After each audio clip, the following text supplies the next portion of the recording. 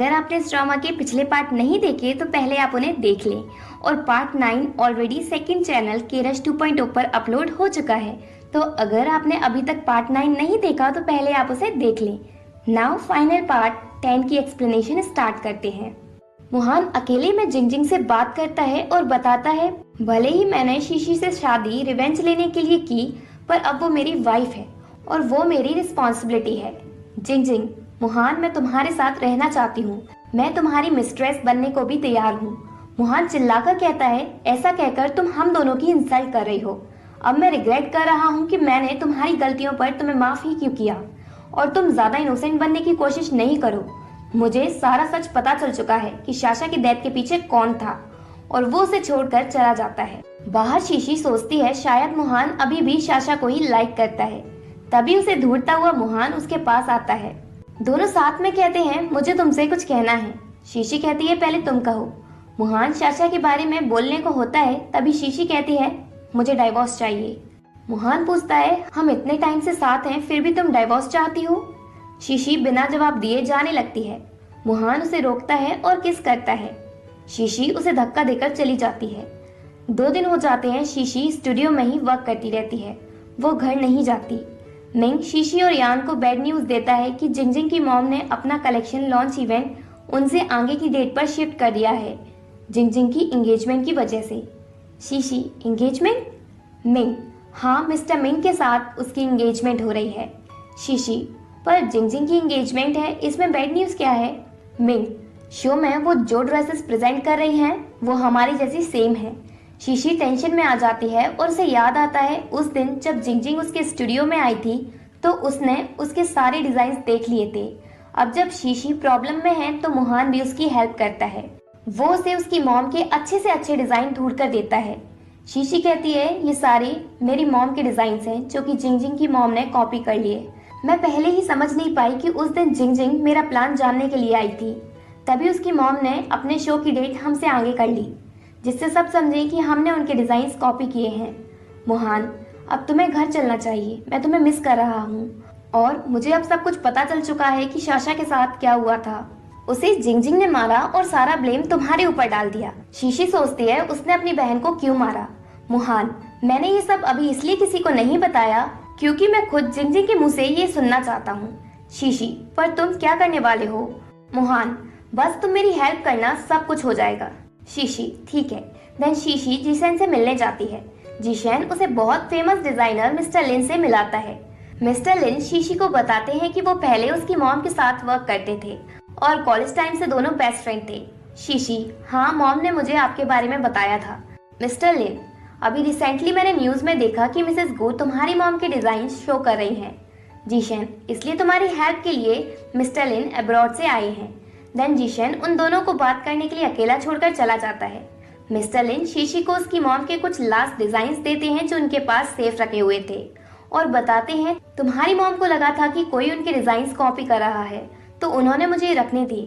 शीशी वो डिजाइन्स देखकर खुश होती है और वो सोच लेती है कि अब उसे कौन सी ड्रेस प्रेजेंट करनी है शो में। एक दिन जिंगजिंग शुए से मिलती है। पहले तो वो उससे माफी मांगती है उस दिन क्लब में अकेला छोड़ने के लिए और फिर उसे बातों में फंसाकर पूछती है कि आजकल शीशी और मुहान के बीच क्या चल रहा है। शुए, शीशी आजकल कुछ ज्यादा ही बिजी रहती है, वो शो में प्रेजेंट करने के लिए न्यू ड्रेस डिजाइन कर रही है। शुए जिंगजिंग को शीशी के डिजाइन के सारे प्लान बता देती है। जिंगजिंग सब कुछ जाकर अपनी मॉम को बताती है। मॉम पूछती है, क्या हम शुए पर ट्रस्ट कर सकते हैं? जिंगजिंग, बिल्कुल, हम उस पर ट्रस्ट कर सकते हैं। मॉम, तो ठीक है। शीशी अपनी मॉम का लास्ट डिजाइन प्रेजेंट करने वाली है ना, तो उससे पहले वो हम प्रेजेंट करेंगे। इधर शीशी अपनी ड्रेस बनाने में बहुत मेहनत करती है। मिस्टर लिन भी उसकी हेल्प करते हैं। शीशी ज्यादा बिजी होती है तो मुहान उसकी केयर करता है। कई दिनों की मेहनत के बाद फाइनली ड्रेस कंप्लीट होती है। देन जिशन आकर शीशी को जिंगजिंग की मॉम के शो के टिकट्स देता है। फाइनली शो का दिन आता है। जिंगजिंग की मॉम कई रिपोर्टर्स और गेस्ट को बुलाती हैं और बताती हैं आज वो जो कलेक्शन लॉन्च करने वाली है वो अब तक का बेस्ट है और वो जिंगजिंग को उस ड्रेस में प्रेजेंट करती हैं जो शीशी की मॉम का डिजाइन है। उसके साथ मिंग भी होता है क्योंकि उनकी एंगेजमेंट होने वाली है। उसी टाइम उस शो में जिशेन के साथ शीशी आती है और जिंगजिंग को रोकती है। जिंगजिंग, ये क्या नाटक है तुम्हारा? जिंगजिंग की मॉम कहती है, शीशी तुम्हें सिर्फ चुराना आता है। इस डिजाइन पर मैंने कई सालों से मेहनत की थी। शीशी, चुराना मुझे नहीं तुम्हें आता है, दूसरों के हस्बैंड और उनके वर्क। शीशी के डैड उसे चुप होने को कहते हैं। शीशी, मैं यहाँ सबको सच बताने आई हूँ। ये ड्रेस मेरी मॉम ने डिजाइन की थी। जिंग जिंग, कितना झूठ बोल रही हो तुम। शीशी, अगर तुम्हें प्रूफ चाहिए ना तो मैं तुम्हें प्रूफ भी दे सकती हूँ। मिस्टर लिन वहां आकर सबके सामने ये प्रूफ कर देते हैं कि ये डिजाइन ओरिजिनल शीशी की मॉम का ही है। जिंग जिंग, ये सब फालतू है। शीशी, जिंग जिंग रुको तो जरा, मेरे पास तुम्हारे लिए भी एक बड़ा सरप्राइज है। और वो स्क्रीन पर वीडियो चलवाती है जिसमें एक लेडी कह रही होती है, 3 साल पहले मेरे हस्बैंड ने ड्रंक ड्राइविंग करते हुए खुद को किल कर लिया था। उनके साथ एक लेडी भी थी, शाशा। घर पर मुझे मेरे हस्बैंड का नोट मिला और उसमें लिखा था कि उनकी डेथ का रीजन जिंग जिंग है। जिंग जिंग, ये झूठ है, मैं शाशा को क्यों मारूंगी। जीशन, हमें सब पता है। वहाँ मुहान भी पहुंच जाता है। जिंग जिंग उससे कहती है कि उसने शाशा को नहीं मारा। डैड तो जिंग जिंग को स्लैप मारते हैं और पूछते हैं तुमने ऐसा क्यों किया। जिंग जिंग एक्सेप्ट कर लेती है कि उसने ही शाशा को मारा क्योंकि घर पर सब उसे लव करते थे, यहाँ तक कि मुहान भी उसे ही लव करता था। उसे मारने के बाद मुहान मेरा हो जाता, पर बीच में ही शीशी आ गई। अब इस प्लान में मिंग ने भी मुहान की हेल्प की है। वो जिंग जिंग के क्लोज गया और उसने उसका टेस्ट करवाया जिससे ये प्रूफ हो गया कि जिंग जिंग शीशी के डैड की डॉटर नहीं है। जिंग जिंग का सच सबके सामने आ जाता है। शीशी की सारी प्रॉब्लम सॉल्व होने के बाद मिस्टर लिन वापस जाते हैं। शीशी उन्हें थैंक्स कहती है हेल्प करने के लिए। मिस्टर लिन, मैं तुम्हारी हेल्प क्यों नहीं करता, तुम भी मेरी डॉटर की तरह हो। जाते टाइम मिस्टर लिन जिशन से कहते हैं, शीशी को मैं तुम्हारी केयर के अंदर छोड़कर जा रहा हूँ, उसका अच्छे से ध्यान रखना। जिशन, ठीक है।